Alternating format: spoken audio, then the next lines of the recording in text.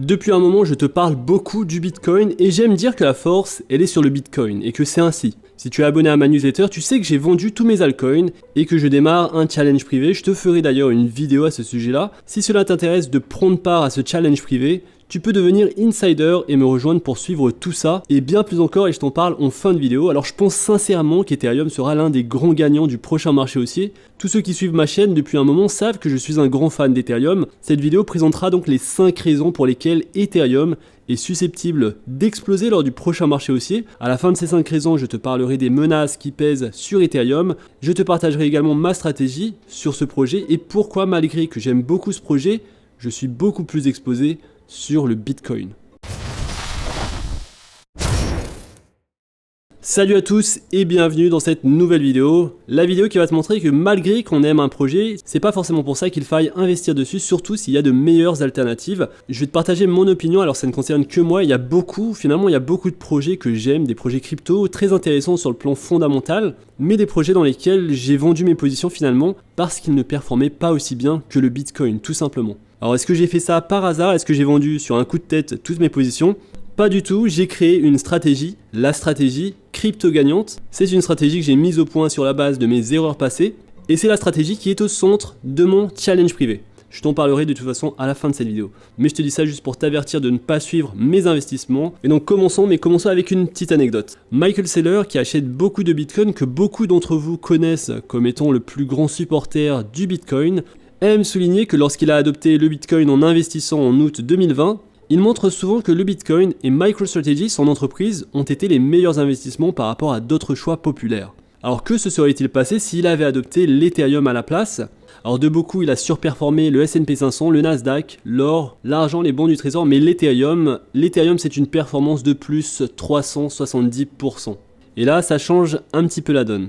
Alors pourquoi l'Ethereum a augmenté autant en prix sur les derniers mois, les dernières années? Commençons par la première raison. Il s'agit du nombre d'adresses uniques sur Ethereum, c'est-à-dire combien de personnes ont utilisé et utilisent Ethereum dans l'ensemble. Et donc voilà clairement ce que tu veux voir, une courbe qui monte directement vers le haut et vers la droite. Remarque qu'au cours des dernières années, il n'y a eu aucun signe de ralentissement, même pendant la chute de 2022. La correction de 2022 n'a pas dissuadé les gens de s'inscrire sur Ethereum. Le nombre d'utilisateurs est désormais supérieur à 200 millions et approche les 250 millions d'adresses. Et donc le simple fait qu'il y ait plus d'utilisateurs qui rejoignent le protocole serait suffisant pour faire monter le prix de l'Ethereum, car c'est là vraiment l'indicateur clé pour choisir un bon projet crypto. Il faut qu'il y ait une forte adoption. Et la forte adoption, elle passe par le nombre d'utilisateurs qui rejoignent ce protocole. Ethereum est un très bon exemple et tu le vois, il y a d'autres projets crypto que je t'ai partagés sur la chaîne. En termes d'audience, ils ont une audience bien plus faible que celle de l'Ethereum, mais en termes de croissance, on est sur de bons chiffres et donc ce sont les projets qu'il faut chercher, ce sont les projets qu'il faut garder à l'œil pour le prochain marché haussier. Et donc Ethereum, juste avec ce graphique, on le sait que c'est un bon choix pour le prochain marché haussier. Et donc la raison principale de l'augmentation au prix du token Ether, c'est la demande.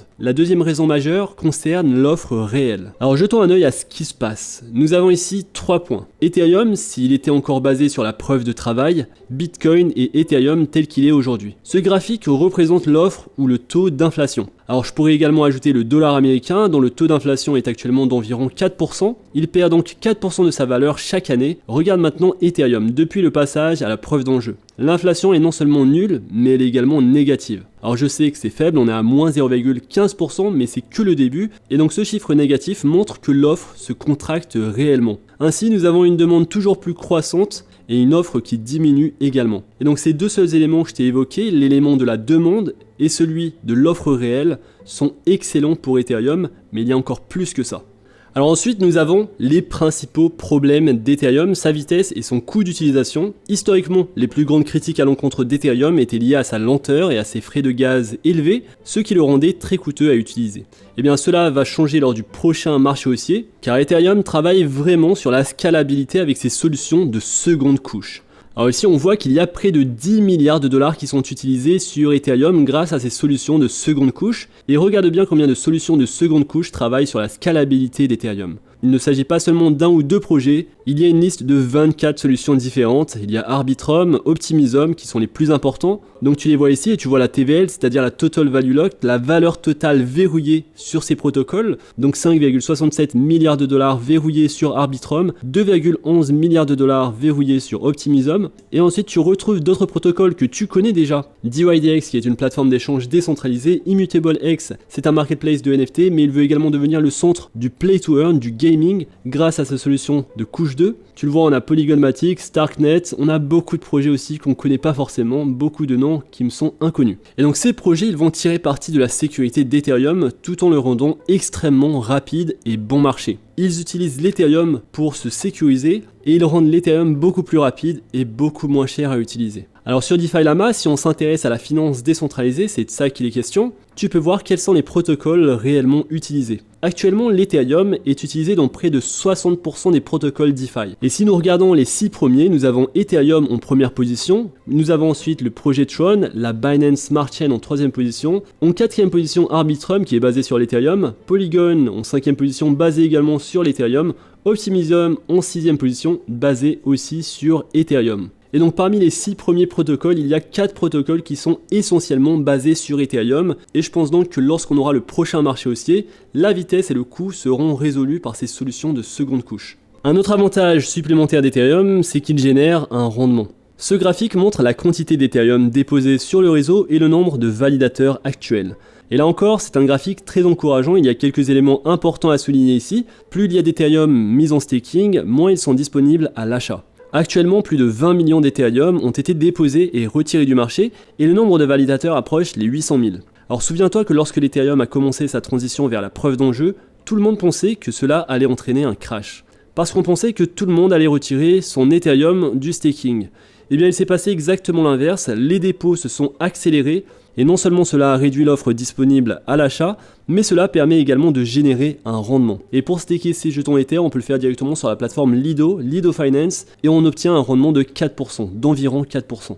Et donc ce rendement à l'avenir peut constituer un énorme avantage pour Ethereum, pour les particuliers mais également pour les institutions. Car on le sait aujourd'hui, les institutions se concentrent sur le Bitcoin avec les ETF spot Bitcoin, mais demain ce sera un ETF spot Ethereum, tout simplement. Et ça viendra d'institutions qu'on connaît déjà, et c'est la 5e raison.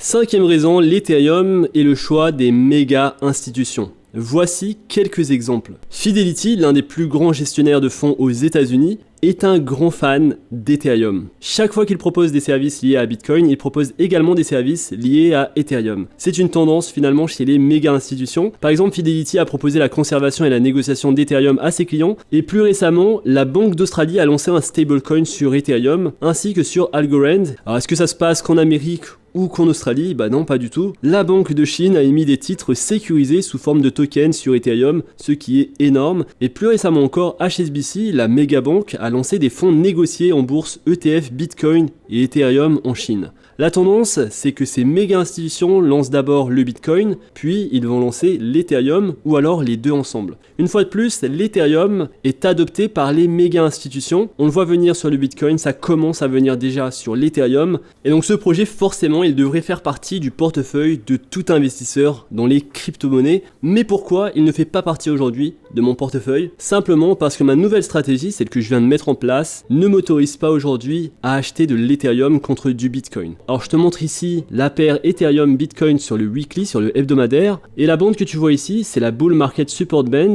C'est une combinaison entre la moyenne mobile exponentielle à 21 semaines et la moyenne mobile simple à 20 semaines. Lorsque le prix est en dessous de cette bande, ce n'est pas un bon signe. Alors dans la stratégie que j'ai mis au point, je me suis donné 2 chandelles, 2 semaines. Lorsque j'ai 2 semaines en dessous de cette ligne, je sors mes positions Ethereum pour les changer en Bitcoin. Car la force, finalement, elle est dans le Bitcoin et pas dans l'Ethereum. Par contre, si on voit sur les prochaines semaines l'Ethereum monter au-dessus de cette ligne, j'investirai, je changerai une partie de mes Bitcoins en Ethereum. Aujourd'hui, ce n'est pas le cas et finalement, c'est assez dangereux parce qu'on pourrait descendre très rapidement. Tu le vois, ça fait plusieurs semaines qu'on descend, qu'on sous-performe le Bitcoin. Et donc pour moi, aujourd'hui, ça ne représente pas un choix d'investissement meilleur que le choix du Bitcoin. Bitcoin, tout simplement. Et donc c'est une question finalement de dominance, c'est une question de force, c'est une question technique et ce n'est pas une question émotionnelle. Je suis très rationnel en ce moment sur les marchés, j'ai fait beaucoup d'erreurs, comme beaucoup d'investisseurs on s'attache forcément au projet qu'on préfère, mais il y a des moments où c'est mieux de lâcher les projets en fonction de ses stratégies. Et donc ma stratégie c'est celle-ci, je t'ai parlé un petit peu de la stratégie. Pour plus de détails, je t'invite à rejoindre le club Insider.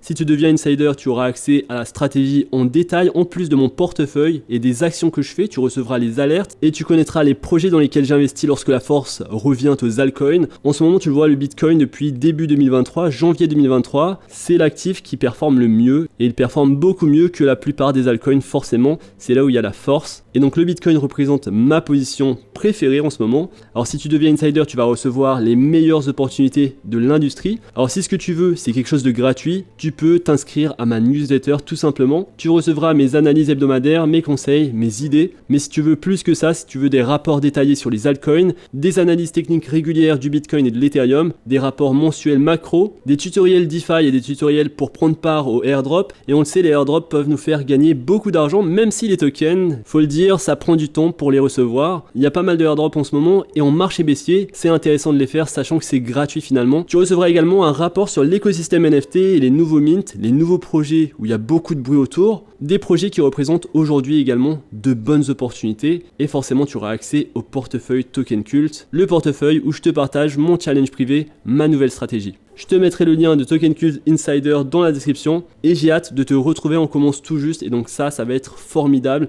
Je voulais vraiment lancer un produit qui me corresponde, dans lequel je peux partager avec toi de la valeur et ça va être le cas de la valeur dans différents domaines. Alors avant de finir cette vidéo, je n'ai pas encore parlé des menaces qui pèsent sur l'Ethereum. Laisse-moi t'évoquer ce que je considère comme la plus grande menace pour Ethereum. Personnellement, je ne pense pas que ce soit la réglementation. Si l'Ethereum devient une valeur mobilière, une action, ce n'est probablement pas une mauvaise chose pour le long terme, et ça peut même ouvrir la porte à une adoption encore plus massive. Je ne pense pas non plus que la concurrence représente une réelle menace pour Ethereum. Il existe maintenant de nombreux concurrents d'Ethereum, mais ils n'ont pas vraiment accompli grand-chose pour le moment. Selon moi, la plus grande menace pour Ethereum en ce moment, c'est la finance décentralisée, la DeFi, et tu l'as vu, il y a beaucoup d'argent sur ces protocoles DeFi. La DeFi est complètement anonyme, sans procédure de vérification d'identité et les régulateurs n'apprécient pas cela. Lorsque les États-Unis obligeront la DeFi à se conformer aux normes de lutte contre le blanchiment d'argent et à mettre en place des procédures de vérification d'identité, cela pourrait complètement changer le modèle économique. Et à l'heure actuelle, il y a 45 milliards de dollars en jeu dans la DeFi. Et qui est le plus grand acteur? C'est l'Ethereum. Cela pourrait donc être un gros coup dur pour Ethereum à court terme. Et donc même si l'Ethereum qui se situe aux alentours des 1900 $ peut représenter un bon investissement, il peut également être divisé par deux à tout moment. On pourrait revoir un Ethereum à 900 $. Et donc ici on est toujours sur un investissement finalement très risqué. Il faut prendre en compte les perspectives baissières et pas seulement les perspectives haussières. Et c'est pour ça que c'est important que tu saches ce que tu fais et que tu aies une stratégie très claire. Et c'est finalement pour ça que je te partage tout ça. J'ai fait des erreurs. Maintenant j'ai une stratégie bien établie qui me semble très facile à comprendre et simple à mettre en place. Et c'est ça finalement le plus important. Le plus important, c'est que tu trouves la stratégie qui te corresponde. Et donc voilà pour cette vidéo, j'espère que tu as apprécié. Si c'est le cas, n'hésite pas à liker la vidéo, à t'abonner à la chaîne. N'hésite pas également à me dire ce que tu en penses dans l'espace commentaire. Si tu veux devenir un insider au tout début du lancement de Token Cult Insider, le lien est dans la description. J'ai hâte de t'y voir. Pour les autres, on se retrouve très vite pour une prochaine vidéo.